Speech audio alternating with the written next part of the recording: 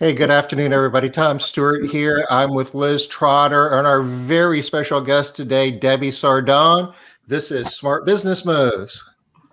Hey, Debbie, thanks so much for coming on. Seriously. Thank you. It was a smart move for me to say yes. Aw. And for us to ask. We're also smart in this room. Yeah. You know what they say about that. If you're the smartest person in the room, you're in the wrong room. So no, I don't have to worry I know about I'm that. in the right. I was going to say, I know I'm in the right room because I'm in the room with the smart ones. Some days you still feel smarter than others. And for me, this hasn't been one of those days. So maybe we can turn it around. Most days most days I just try really hard not to keep doing dumb stuff. So I think I've told Tom this before, but one time I was talking to my grandma, who at the time was 86, and I had had a really bad day. And she was like, honey, I thought that by the time I hit my 80s, I would be done with dumb stuff too. And I don't think it happens. You're just going to have to get good with it. I'm like, oh, thanks, Grandma. Exactly. All right, awesome. No encouragement there. Yeah. All right. So, Tom, I made you stop talking about something so we could go live. What was it? We were talking about all the crises in business. Forgot. I don't know. Must not have been important. Yeah. The feast, the famine. we were talking about, all the unprecedented events and some of the challenges that we've been facing over the last year, and how hard it is to hire people. I guess is kind of the paradigm for a lot of us. And for some of us who've been cleaning homes for a while, this isn't the first time it's been a tight labor market. So, you just have to roll your sleeves up and work harder and do smart things to deal with it. But we're also talking. You know what's different, though? There is one thing that's different. In the past, we didn't really have a good scapegoat. And now we do. Now we're like, let's blame unemployment. Let's blame the government. So we're like, so we can let ourselves off the hook. We can be like, it's not us, not my fault. It's not my fault. Yeah. It's them. I have a short video to share, though, that I think fits in with this. You guys good with that? Yeah. I love it. Set this up. Yeah, this was a part of a speech that President Biden gave last Thursday. We're ready for relief.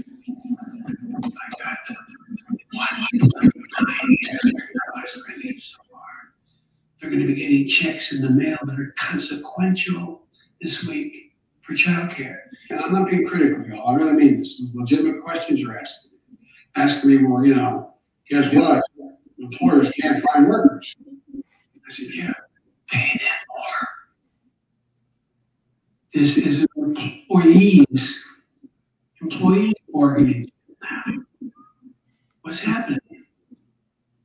They're going to have to compete and start paying hard-working people a decent wage.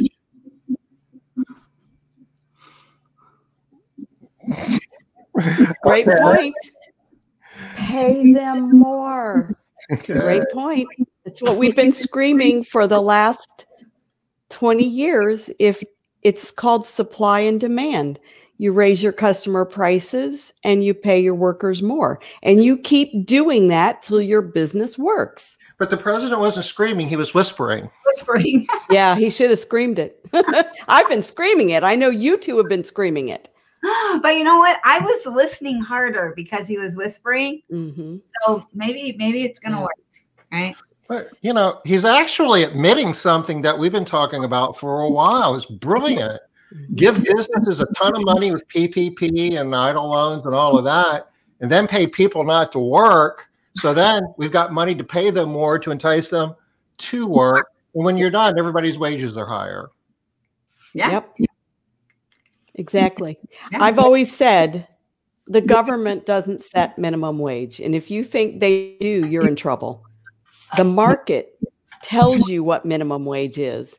And in our industry, it's hard work. If you think you're just going to pay a little bit above minimum wage, good luck with finding anybody to come work for you. The government doesn't set minimum wage. The market does. And I know none of us here have been able to succeed in business without paying people double and sometimes triple, depending on the market they're in, minimum wage. Mm-hmm. Pay them more. So and I charge have more. To say, I have had a time in my business where I did not pay a lot of money. I was one of the lowest paying cleaning companies in the area, but I did a lot more and I put a lot of time and energy and other things in. There were a lot of resources still being spent. It just wasn't as much money. And bottom line is, it's easier to spend money, y'all. It is. It's just easier. You weren't the highest paying, but you were highest on the fun scale. We were, and maybe not even so much fun as we just had the most benefits of anybody else in the area. So maybe the actual cash layout was not as high, but the benefits were much higher. But cash is easier.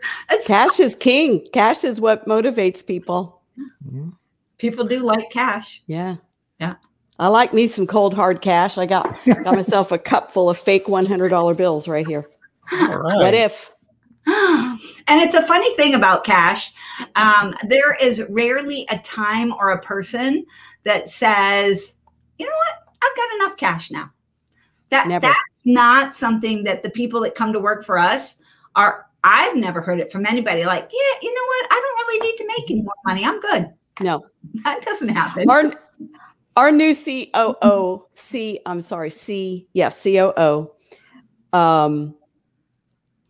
asked the other day, our team hit one of the largest milestones we've been trying to hit for many, many years. And our team hit it. And he said to me, I'm thinking about doing a really nice activity with them to thank them, or I'm going to offer them cash. And I said, well, if you want to have an activity for team building, then you need to that's the reward, the party. Because if you offer them cash, I don't care what it is, they're going to say, I'll go with the cash. Yeah. So if you want to do a team building exercise, that's fine. That's your call. Don't mention the cash was an option, because the minute you give them both options, they will go with the cash. And he said, well, I don't really care which one they pick. So I was in the meeting when he offered them, and every one of them said, we'll take the cash. Yeah.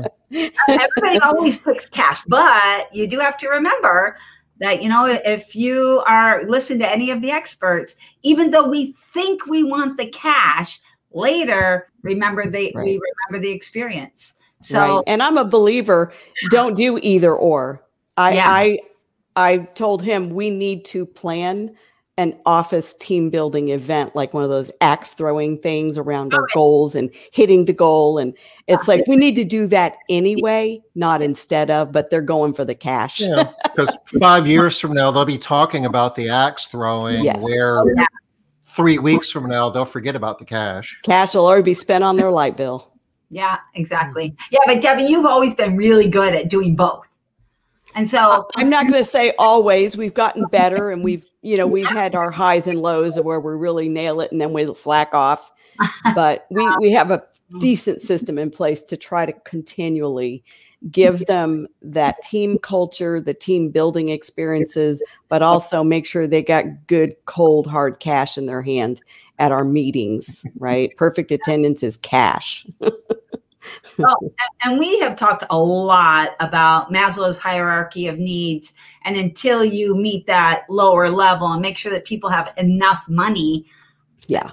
Really. If they can't pay their rent, they don't care about your stupid pizza party. Yeah. Right. But if they love their paycheck and you give them pizza on a Thursday, they feel like this company is amazing. Yeah. It's the best. Yeah. But the perception of what enough cash is, I think the expectation has gone up over the last year. Yep. Mm-hmm. Yep. And it's supply and demand. As the job market tightens, they know there are more and more jobs out there paying better than they were. We had better be highly competitive, not just a little bit better, highly competitive, or they're going to pass. This work is hard. Put your hand in somebody else's toilet for what? It better be compelling, or they're not going to stay.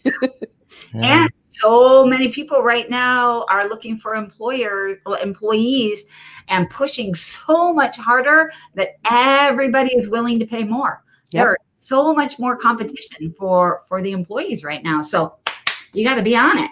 Raise your prices. Yeah. See, that's what people forget. These two things go hand in hand.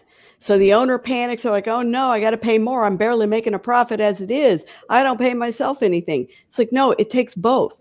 When you raise the pay, you have to raise your prices. I have CBF members that are reporting they're collecting $60 and $70 per billable hour, and not in California. We've seen that for years in California. So, my company is charging more by the labor hour than we've ever been able to get away with before. So that's supply and demand. Remember, you got to do both. You have to raise your prices and raise your pay, and they do go hand in hand. And, we're going to be talking about marketing today, which I'm really glad about, because another thing along the same lines that I think people kind of a little bit forget, kind of drop the ball on, or they're afraid, is that marketing and hiring go hand in hand. You don't do one or the other. You do both at the same time, and each one pushes the other. So that's how you grow. Excellent. Excellent point. At the very least, the recruiting. You always want to be recruiting, and you always want to be marketing, even when you think that you don't have to. Because as soon as you stop, you lose the momentum, and then you're chasing it. Right. Somebody quits. Exactly. Mm-hmm. Yeah. Exactly. That's a great point. They go hand in hand. They go together. And just like marketing does not work when you stop and start. Doesn't work well. It's the same thing with always recruiting. I need to always be recruiting, always marketing. If I do them hand in hand, I will create less of my own feast or famine. Yeah. And right now, I know we're talking about marketing today. People have felt that cleaning business boom hit us this spring. Yeah. But like we were talking about earlier, it is slowing down. It always slows down in the summer. Mm-hmm. And, it's time to get back at marketing if you let it slide because you were trying to service the demand. And in some regards, we've gone through a year plus of unprecedented events. So some of the rules have changed. And in the spirit of, following with how to react to the unprecedented events. And this is the last day of marketing month. And this is awesome that Debbie has a presentation she's going to share with us, kind of walking through, some thoughts on how to market in the new post-COVID world. Okay.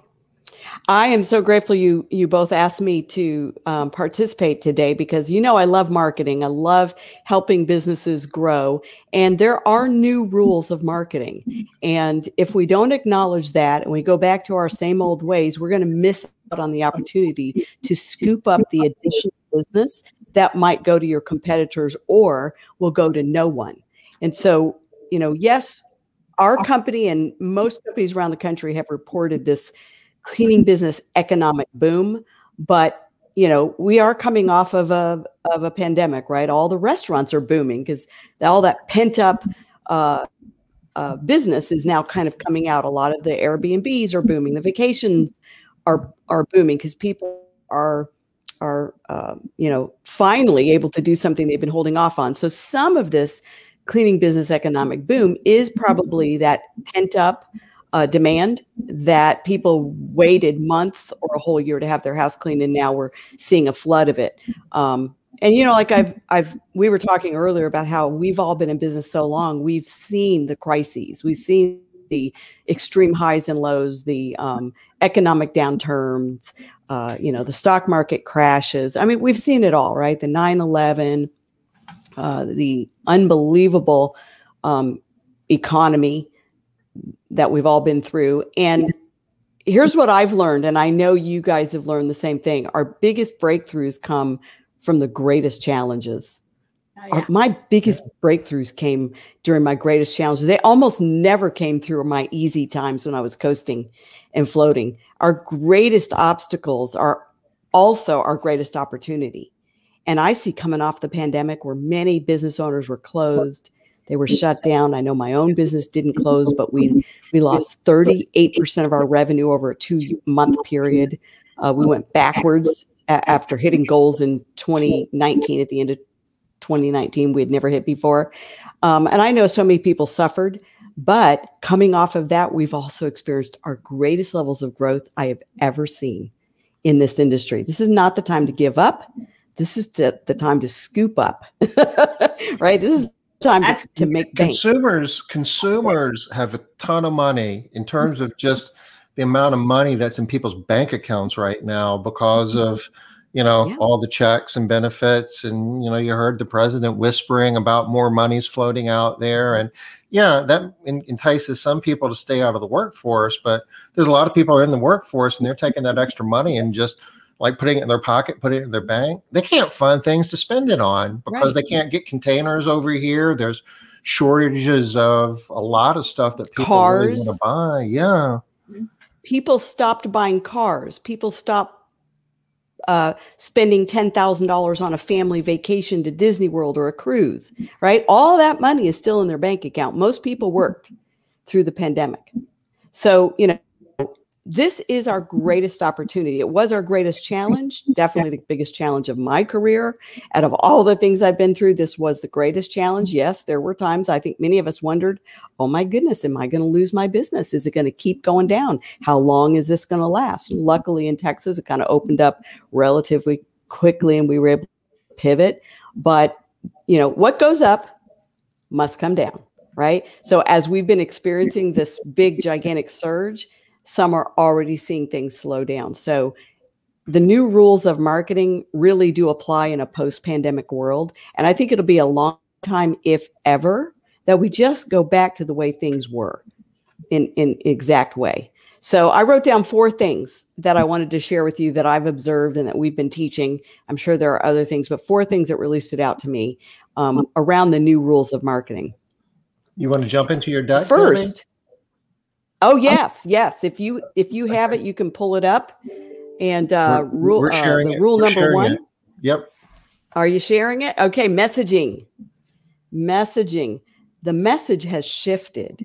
I mean, look at commercials and you'll see the shift in messaging. The message has shifted, period. Do not be late to the shift.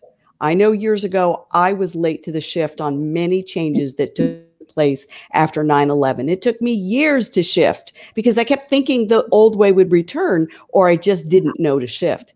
So I think the messaging has shifted, and I hope everybody takes notes today because you can look at your marketing, and if you hire professionals to do your marketing, do not be surprised that they don't think the same way we do. So you may have to help them shift. But the message has shifted from you deserve it, Rich. Most of us have been promoting that concept in our marketing for years. You work hard all week. You deserve your weekends off, right? The message has shifted from you deserve it to you need it now more than ever, right? A clean home is now a necessity, not a luxury. The message has shifted from luxury of living better and a better life, which we've all been promoting, including Walmart, right? Walmart's signature campaign that shifted about 20 years ago. And I remember I watched the shift. They shifted from, remember the happy faces that would bounce on the TV, the rollback, right? Yeah. They would roll back on prices. And back then their campaign was all about prices, cheaper prices, cheaper prices. Somebody got a hold of them and said, that's not what your customers are looking for.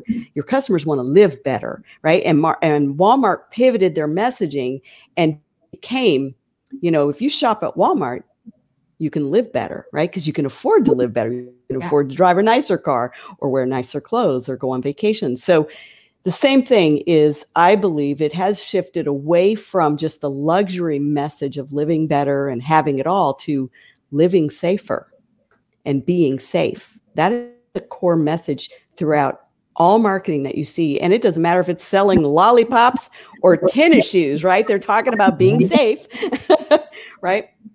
My old messaging of weekends weren't made for housework. I'm not saying it's a bad message. I'm saying it's been replaced with, we'll keep your home clean and healthy. So, right? I mean, people are looking for. Obviously, COVID was an awful thing, and a lot of people died and gotten sick, and it's still out there. And there's a lot of thought that, the new, variants, the Delta virus is going to get worse in the fall. And, nobody knows when this is going to end. But what you're suggesting, I've often thought, and I almost feel bad suggesting this, but from a cleaning business standpoint, could COVID be one of the better things that's ever happened to us from a business standpoint? It sucked last year when we were trying to figure stuff out, but where we are right now, we're going to look back on this. It's going to be a good thing, right? Yes, absolutely. I mean, that's what being in business is all about, is riding the different waves. We don't know what the waves are. They're always coming. Yeah. But when you are cutting edge and when you are far and above your competition, you ride every wave. And sadly, COVID launched the perception of home cleaning into necessity and away from luxury. And whether you agree with it or not is not relevant. All that matters is the perception, and the reality is this is essential. It is a part of public safety and public health. Cleaning is a part of the solution. And if we don't ride that message, we're going to be marketing to an audience that's deaf, that's like, they're not going to respond. And so we have to pivot to that message. For years, all the cleaning companies that started, they wanted to be green. Oh, I'm going to be green. This is my new marketing shtick, right? I'm going to be green. Well, oddly enough, people are more concerned about their own health than the planet right now. I'm not saying it won't shift in the future. Yeah. And I'm not saying people don't still value green and non-toxic products, but the shift is keep my house healthy. I don't care how it affects the planet, to a minimal degree. And obviously that's a little bit of extreme, but it's less about free time and carefree living. It's more about healthy living in a safe, sanitary space. Steve Hansen dropped a message in chat, just kind of reiterating that point that, it's gone from appearance to cleaning is about health. We've been talking about that for years as well, but thanks to COVID, everybody understands that now. Exactly. And here's why I think this is creating our cleaning business boom. Thanks to COVID, just like what Steve said, before it's discretionary income to make your house look pretty and smell pretty, right? But now it's, oh no, I need this. I might have somebody in my family that's system is compromised, or I work and play and school my children here all day. I got to have a clean house. It has shifted in the mind of the consumer that this is not just a luxury anymore. Hey, honey, we need this. We're calling Castle Keepers or, Buckets and Bows. We need this. It's not so much I deserve this, even though there's always going to be a little bit of both. Yeah. And what we told our employees all during this pandemic, because our employees were amazing.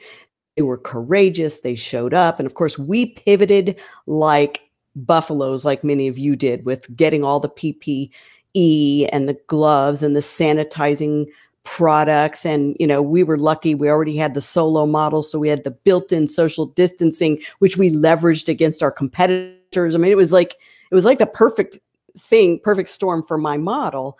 And we constantly elevated our employees and bragged on them. That doesn't it feel good to be an essential worker, right? Because, you saw a lot during the pandemic of people, applauding essential workers. And we really wanted our employees to feel important and special, remind them that you are making a difference. Those of you who want to be here, those of you who cannot be here, we understand you do have a job when this blows over.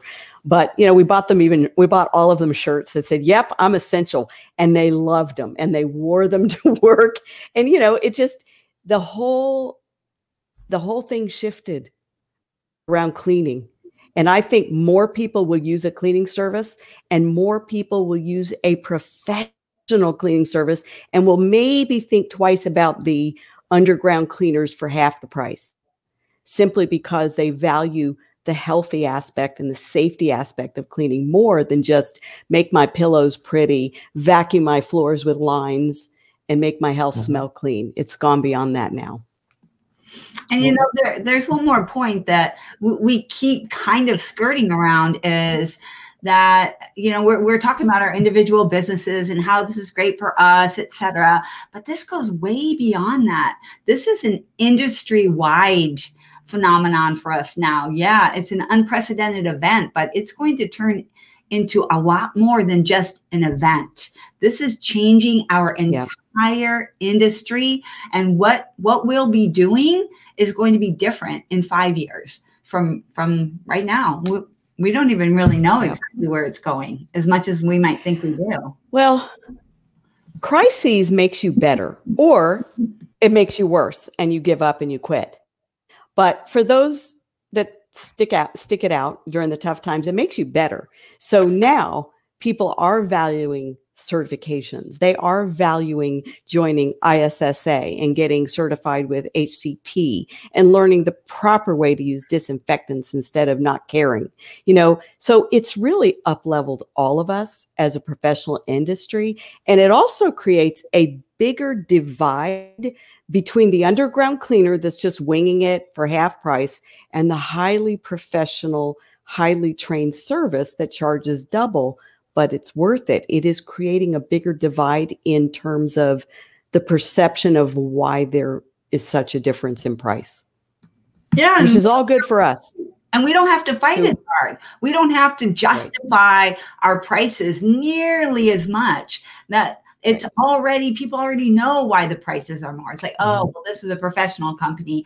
Oh, I get it. You know, I could trust these people. They know how to clean. They know what clean is, not just making things pretty. And that brings me, that brings me to point number 2, is the images that we create around the new rules of marketing. The images that we create. So how do we look these days, right? I do think there is a bigger divide between somebody who looks very unprofessional and unkempt and a dirty t-shirt versus a very well-groomed, professional-looking, uniformed, trained employee with a badge or some pins. Like we do pins on our employees' badges. Our employees all carry a badge or they wear a badge, and they have all these pins that signify years of service and all these things. You know, what's the image we're projecting that makes people feel safe, that makes them feel like, ooh, I wouldn't dream of working with an underground cleaner? From our uniforms, from the way we present ourselves, even to the size of our teams, to the cleanliness of our equipment, all of these things scream safety, professional, worth it, versus same old, just winging it and cheap, right? So what are those images? Have you put those images on your website, the certifications that you took during the pandemic, HCT or GABC, that you are a member of the Worldwide Cleaning Association? Obviously, those who are members of Cleaning for a Reason. All those images and certifications, they're more important. Use them in your social media.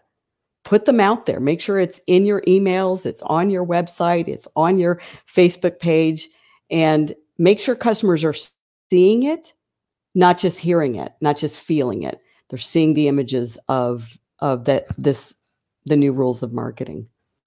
You know, another point of that is, in the past, we always wanted to put all of this stuff on our websites because it made us feel good. Now you have to put it there because it's making the customer feel good, which is different. Exactly. It's another shift there. And it needs to happen because the customers need it.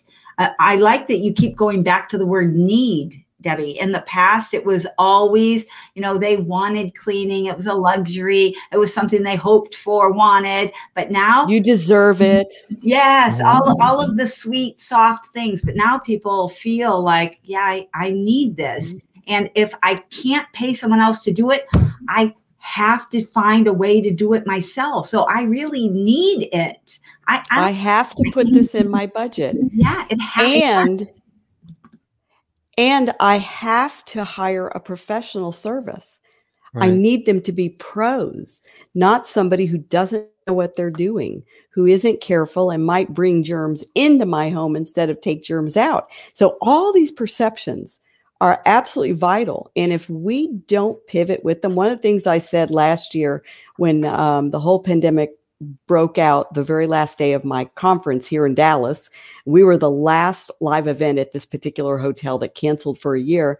And the thing I said on the last day of the conference is you can go back and you can speak from a position of fear or a position of confidence and study and learn as we all figured this whole thing out. And I said, what your customers and your prospects need to hear is, with confidence and a true belief, is now more than ever, you need us. And if you can send that message, you will calm your customers down, and you'll find a way to pivot in this pandemic. And many, many cleaning companies did. They didn't, go out of business, and some went out forever. So from an image standpoint, you got an example here in your deck of something that ServiceMaster did, but there's certifications out there. There's the HCT that's done through ISSA, ARCSI's got their PHC Professional House Cleaning Certification Program. Does that kind of fit into this thinking? Definitely. Yeah, I just grabbed an image off the internet, but absolutely all of those images now are important. Whereas before, like Liz said, we kind of did it for us. Look at me, my business is professional. But now customers actually pay attention, and we need to be proactive with those images instead of them just living on our website. And we're not talking about them. Point number 3 is sales process. In the sales process, where we used to talk about, check out our online reviews. We are the highest maid service. We're the highest rated maid service on Google, right? We used to talk about our quality. Now, during our process, we need to bring things up like that. Like, we are a member of the Worldwide Cleaning Association, ISSA. We received the HCT certification during the pandemic so that we could pivot and, use proper disinfection tools and procedures, right? So this needs to become a part of our sales language, not just living inactively on our website. Let's insert it in the sales process that we're certified, we're trained, we use disinfectants in your home, we use gloves for your protection, we sanitize our equipment between jobs. Anything you are doing, don't keep it your best kept secret because you pivoted during the pandemic. It's like, you're not telling people, tell them what your practices are. I'm not saying make up things. If you don't have any new practices, then don't say it. But if you've implemented new practices, and I think all of us have, and I know my company has, tell them, make that a part of your new sales process. If you're not careful, you won't even think to do it. And your sales process will look like it did 2 years ago. How many square feet, how many pets, how many people, how many bathrooms? Let me tell you about our deluxe cleaning. Instead of shifting to saying, in my case, for your protection as well as our employees, we send one person to clean your home, blah, blah, blah. They have disinfectants, just pivot your sales process. Mm-hmm. I really like what you said too, Debbie, that for everybody. Sorry, Tom, I think I might have cut you off. Did I cut you off? Go ahead. You're good. One thing that I really liked is, if you're doing the same thing that you were doing 2 years ago, you're off target. You're missing sales. You are losing out because this is a new environment. And so you have to be doing things in the new way, which, again, to this market. Because your competition isn't. They haven't shifted their language. Yeah. Go ahead, Tom. I know it's hard to get. There's a couple of things that we're doing here. One is you want to get the sale, right? Because we all measure how many leads we get and quotes and conversions. But starting off, it's like, we're going to have to pay more. So we're going to have to charge more. And what Debbie's describing here gives us an opportunity to offer a premium service. So when you give them that quote that's higher than the competitors, it's going to be easier to understand. It's like, yeah, but these are professional house cleaners. They're trained, they're certified, they've got all the proper safety equipment. It's like, yeah, I'll pay more for that. My God, I don't want anybody coming to my house that doesn't have those things. Exactly. And most cleaning companies have made these changes, but we haven't incorporated it into our sales messaging. We're talking the same way we've done in the past. You deserve it. Why don't you give us a try? Mm-hmm. Feel, felt, found, right? But we also need to insert, we've taken every precaution possible to keep you, your family, and our employees safe. Let me tell you what we're doing. Now, they're not going to hear that from the competition who's less. expensive. And they're going to remember safe, cheaper. Before it was, you know, better reviews, cheaper, you know, so it definitely makes a difference. And in the past, we also always talked about, we would say, if somebody complained about price, we would say something having to do with our quality. Well, if the price is more important to you than quality, then absolutely, you're probably going to be happier going with such and such company. And that argument was okay, but it's a much better argument that if you're more concerned about price than about safety, then absolutely, I would go ahead and go with the other company. And the safety of it your changes the children dynamic. and pets. Yes. What type of mother are you? Exactly. Choosy mothers choose Jif, right? Are you a choosy mother? Right? And families who really care about their kids used to buy a Volvo back in the 90s, right? Because it was the safest car on the road. And so when it's just between luxury and cheaper, people can go with cheaper. But when it's between safety and cheaper, people are going to pick safe. And right now, they are more concerned about safety than they were 2 years ago. It is what it is. And there's a guilt in there now where there wasn't the guilt. If you don't do it now, you're like, uh-oh, if you go for price, it doesn't feel as good. Where in the past, if you went for price, it's like, I'm getting a deal, yay me. It's like score. Right. Score. Now it's not a win. Yeah. And another dimension of the sales process that we've drilled on with some success is just talking about what we're doing for our team members, for, you know, our cleaning professionals, that, you know, we're in a world where, you know, things have changed and we need to be more flexible with our scheduling. We have to pay better. We have to offer more benefits. And the consumers have been hearing that, and they're nodding their heads saying, yeah, that all makes sense. And somehow they're feeling better by paying us more, knowing that that money is helping to do the responsible thing, what they call it, ESG, environment, social, and governance. That's the kind of the big thing in the corporate world. And everybody wants to make sure that people they're doing business with are sensitive to ESG issues. And you can sell on that point as well. Exactly. You know, people want a peace of mind, and especially with this past year and a half, right? People haven't had a peace of mind. They've been fearful. They've been uncomfortable. They've been cooped up. People are looking for a peace of mind more than a discount. And if we can give them a peace of mind, you know, that brings me to the fourth point, which is our delivery system, right? So it's all talk, it's all marketing, it's all messaging, it's images, it's the sales process. But when you go out there and those employees roll up their sleeves and start cleaning, that's still all a part of the marketing process. We better deliver on the images that we've created and the promises that we've made to keep that customer feeling safe. And I realize it is individual for each company. I know for myself, for us, it was a very easy thing for us to say, we have built-in social distancing in our company. And a lot of cleaning companies across the country are selling off cars and dropping from teams of 3 to teams of 1 on maintenance cleans just to be able to compete in this, we are a social distancing world. Now, I think that's going to begin to go away very soon. It's almost gone here completely in Texas. But whatever it is you do when you deliver the service, you better be authentic. Because once you raise their expectation, you can't let your staff show up untrained, unprepared, with dirty equipment that nobody is sanitizing. And then that marketing message actually works against you because you made them feel safe. And now they're noticing what you brought to their attention. So we have to deliver what we say. We need to make sure our staff are continuing to be trained. And, you know, whether or not you arm them continually with masks until everybody claims to be vaccinated, that's your individual call. But whatever you do when you deliver, we can't talk a big talk and then not do it. That'll get us in more trouble than if we had said nothing.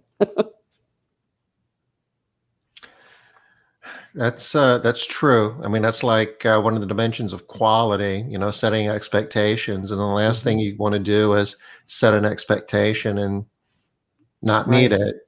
Raggedy, dirty equipment, dirty shirts, employees who do not look clean and pristine will not send the message that we care about sanitizing and cleanliness. And so we do have to live what we sell. And so that delivery piece is just as important as the messaging, the imaging, the sales process, all the way to the delivery.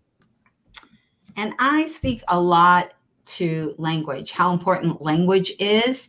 And it is more important now than ever. For everyone that is using rags, just stop using rags. I hate that word. Yeah, you have to. Unless it's part of maybe your name or something, and you're using it in a kitschy way, then I think you can get away with it. Tom, remember there was a maid service years ago. I don't even know if they're around anymore, but they were called Rags with Hag or Hags with Rags. I hated that name. They lost on both counts, didn't they? Oh my gosh, that was awful. Oh my goodness. That was just such a horrible name. But it was Jeff Campbell that taught me that years ago from his book, when I read his book for the very first time, Speed Cleaning, back when I was doing the cleaning myself. And he said, don't call them rags. We're professionals. These are towels. And I've never forgotten that. And when I hear people say, yeah, we wash our rags, I'm like, oh, that's almost like a cuss word for me. They're towels. They're towels because we're professionals. And all of those. So the rag towel controversy, right? If some people will say it doesn't matter, etc. That, and then also using some language that makes sense to the customers, cleaning and disinfecting. We need to say that now. In the past, we could just say, wiping, scrubbing, washing, whatever. But people want to hear disinfecting now. It means something different than it did in the past. People are educated. In the past, we could say sanitizing and people were like, oh, wow, that's really good. Now people know, now they hear it. Now they hear it. Now they hear it. Yeah. So that language really matters too. And for not just for the owner or for the salesperson, but for the people in the field, those, which is speaking to the delivery system, your people that are going out into the homes, they need to be looking and sounding and acting like true professionals. Are you not going to be able to? It's almost like a virtuous circle, though, because that ties back into the imaging and the training and the certification that goes along with it. They're not going to act professional and speak professional unless they've been trained to be professional. And once they are, you can leverage that branding and that certification. So, there's so many different synergies in this whole concept you're presenting here, Debbie. Well, and to that point, it is important to us, and especially last year, it's not as bad now, but it is important to us that our employees feel a part of being kept safe. It's not just about keeping my customer safe so they don't cancel my service. It's also about keeping my employees safe. So as we certified them, as we trained them, as we taught them that we're going to be using these tools and these gloves and these disinfectants and how to use them, we wanted our employees to feel safe. I didn't want anybody to feel like they're risking their life by going to work. And of course, if they did, we would tell them, you shouldn't be here, right? This is not, no job is worth it. But we needed them to feel safe and be, feel comfortable. So all of these things make our professional cleaners better. It gives them that sense of pride that now they've been through certification. This company believes enough in me to invest in me. And now I'm very proud because I'm certified in this and that. It just elevates everything. And so back to your original point, Tom, it will end up being the best thing that ever happened to the cleaning industry. Maybe the worst thing that's ever happened, in my lifetime, but in terms of cleaning business, this has been very good for the business. It's elevated the need from luxury to a need, and it's also elevated the standards by which we all have to compete within anyway. We're already competing with these standards, and it's just hard, right? When a service is half price, who's just winging it. So it's raised the standards. It's changed the game, and I'm very grateful for it. And Debbie, you mentioned earlier that, when things get really tough, if you take advantage and work really hard, you can make really good things happen, or you quit. And we've seen that happen on both sides of the ledger. Mm-hmm. All three of us have worked for many years to professionalize the industry and help, grow the industry. And this is really working to the favor of the companies who buy into that, to strive for that, because the whole competitive forces things have changed as well. There aren't as many companies out there now as there was a year ago. Exactly. One of my local competitors came to us about 6 months ago and said, would you like to buy our customers? And of course we said, let's talk. It was very sad. He'd been in business, I don't know, probably 10 years, had struggled the whole time. I had never met him. I'd never heard of him, but he was a really nice guy. And the pandemic put him out of business forever. He was really sad. He was in his 60s, and I felt bad for them. But there are a lot of fewer cleaning companies out there, and there are fewer independent underground cleaners out there. Many of them are just staying home drawing those checks, right? So this is the time to scoop up the business, because the business is flooding in. And what goes up always comes down. So be ready with your marketing to really push on the gas, because the employees are going to have to go back to work. The market will slow down a little bit, and you need to be ready with your marketing. Yeah. And really, this is going to be better for everybody, not just for our businesses. I mean, it's going to be better for our industry. It's going to be better for our businesses, but it's going to be better for the consumer, because we are going to be more trained. Our employees are really going to know how to be safer. We are going to be providing a better service. This gets us a whole nother step closer to being exactly what we want to be, is professional industry. And it's better for the people who work in the industry, the cleaning professionals, because they're getting the training, they're getting the better pay. I mean, it's everybody's winning here. Tom, you're a numbers guy, so I wouldn't be surprised if you've already put a number to this, but I would love to know how much money consumers are saving by not driving an hour to downtown, wherever you live, for their corporate jobs, come and go.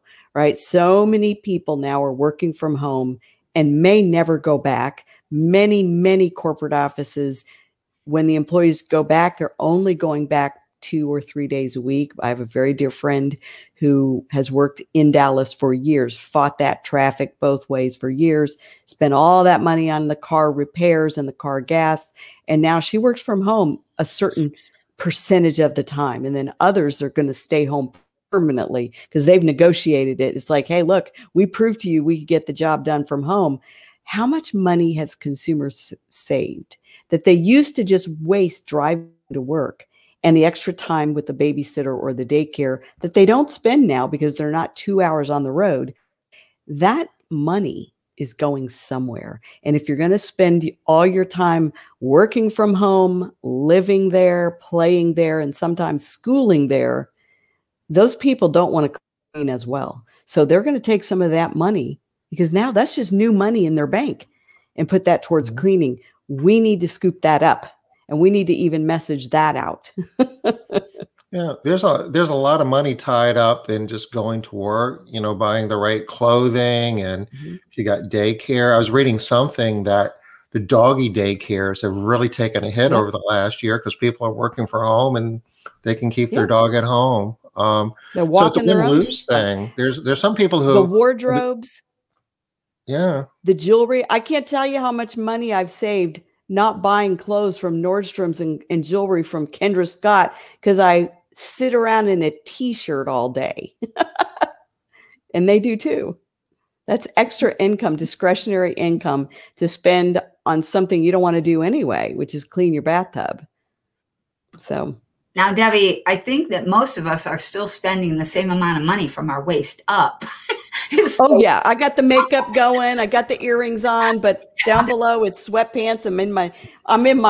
My husband comes sometimes, walks in the door, and he sees me. I look like a freak because I have my professional jacket on, my professional blouse, and my jean cut off shorts. Yeah. And I mean, I just wonder how much money Manolo Blahniks are making right now, right? They are not rolling in it like they were before. There's no way. Who? Manolo Blahnik, the shoes. Oh, I don't know about shoes. Oh, yeah. Well, I'm not a shoe person. I mean, I love shoes, but I don't know about those shoes, but it sounds like I need to know. Yeah. My daughter is a shoe person, and she spent so much money on shoes. She has not been spending exactly either. A lot of people. Exactly. So before we go off track, I'm going to summarize really quick some things that I just kind of threw on my last slide to summarize how we have to pivot in these 4 ways around the new rules of marketing. Just remember, cleaning is for health. It's really not about a luxury or about a beautiful home anymore. I mean, it's still a nice thing, but it's not really what it's about anymore. Cleaning is a necessity, not a luxury. So people feel like they need it, not that they want it. People are working and schooling and playing from home. So cleaning is needed for their sanity. They don't want to also clean there too. It is less about check out our 5-star reviews because our quality is so good, and more about look at our certifications, our safety policies, our professional training. So just remember that. It's more about the tools and the disinfectants. It's not as much about how you fluff the pillows or how you vacuum the lines on the carpet. It's more about keeping their family safe, and it's less about keeping the planet safe, at least right now. I don't know when that's going to change. These subtle changes in marketing and in all of your marketing messaging, from emails to social media to sales over the phone and however you connect with customers at networking events and so forth, these subtle changes in messaging and in marketing will make you stand out because your competitors don't know to do it. They don't know to pivot or change. And these are the new rules of marketing, and I don't think it's going to change for a while.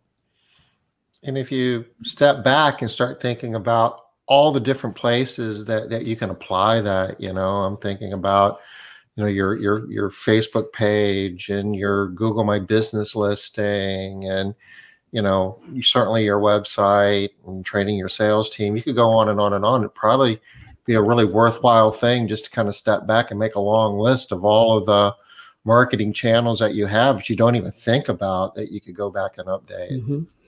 And coach and update your experts. Do not assume that they know this instinctively.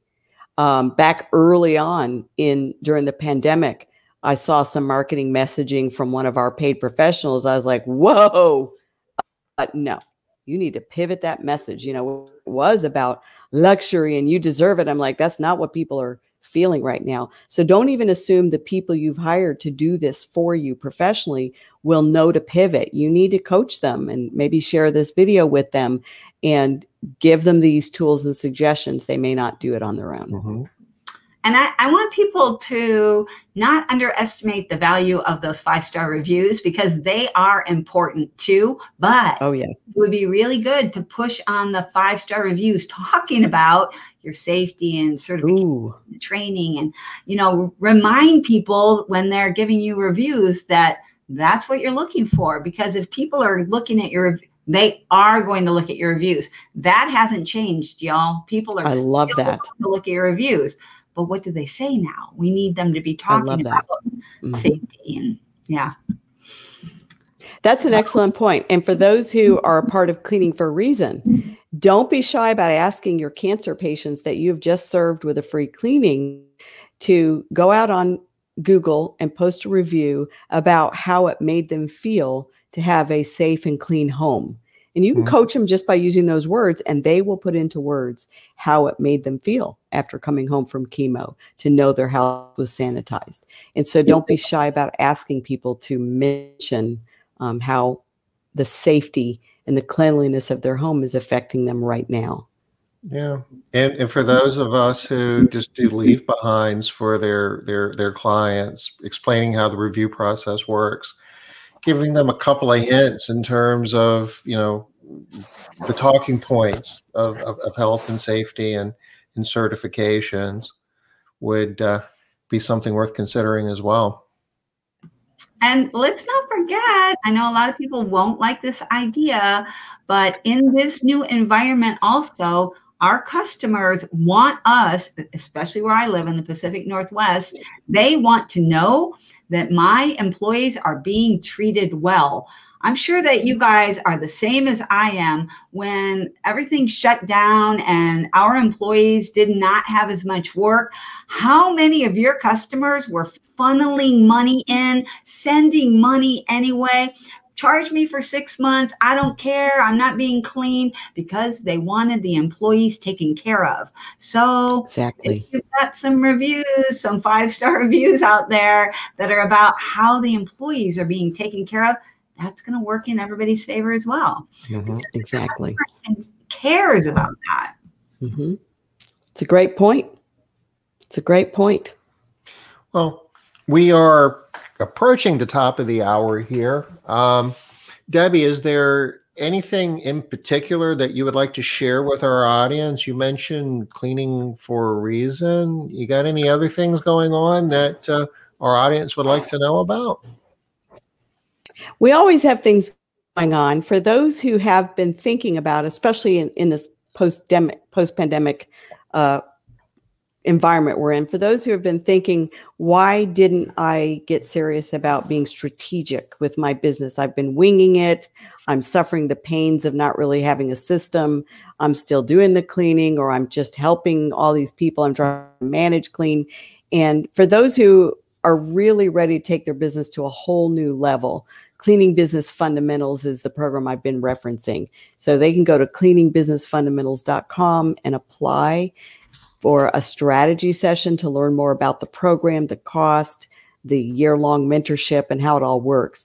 But we have a business model that's very unique to the industry, and we use the solo cleaning model for maintenance cleans, which is about 85% of the revenue coming in on a residential business. And in a post-pandemic world, it was like the best gift I ever could have given my business, was that I was able to talk about that model being the safest model to keep a home, COVID free. So anybody that's interested, go to cleaningbusinessfundamentals.com, reach out to us. We can book a strategy session and see if we're a good fit for each other.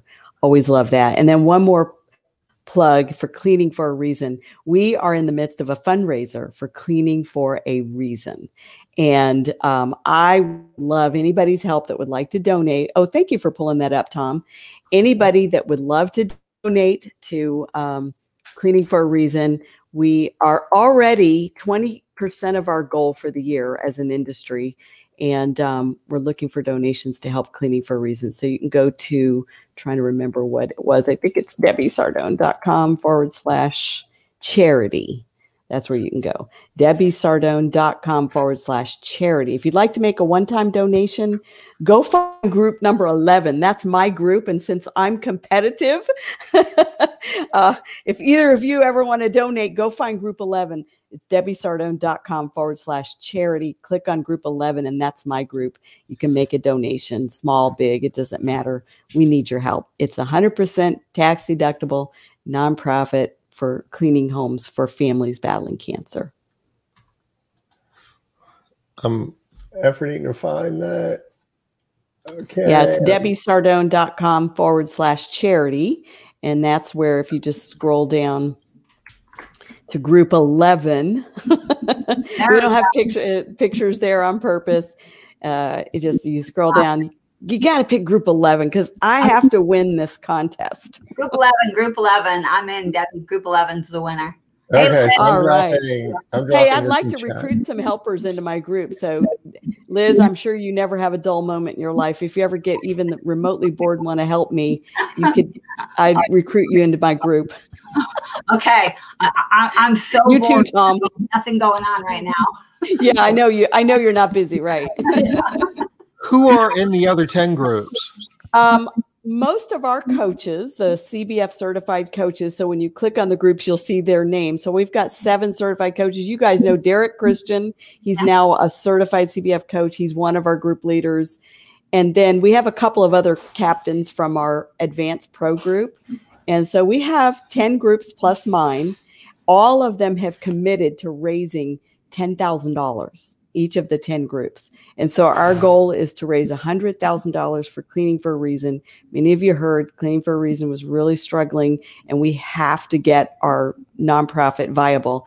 And so at my live event in April, we had 140 business owners raise their hand and say, I, as a single individual, will raise $1,000 for Cleaning for a Reason. So we formed 10 groups to try to get 10 people to follow through. And that's how we got to our 100,000 commitment. So we're doing pretty good. Yeah. It's pretty exciting. That is good. Yeah. All right. We got Liz on here saying she's going to be back at Cleaning for a Reason too. Yay. Thank you, Liz. Thank you. And you guys can just share my link on your social media page or in your groups with your cleaning groups. You can just share it and say, hey, help Debbie meet her goal. And I think Tom did post the link right here. So thank you. It just hit 6 Facebook pages and a couple of YouTube channels as we speak. Thank you for doing that. So we are at the top of the hour. We are done for the week. We are done for June. We are done for the first half of the year. You realize this is the end of Q2? Yes. Crazy, isn't it? Guys, third quarter starts this week. Don't forget, Thursday, tomorrow. Starts at midnight. Yep. Well, we have a long holiday weekend to contemplate our next move. So I hope you guys have a wonderful holiday weekend. I'm so glad I got to be the guest for the last show of Q2. Yeah.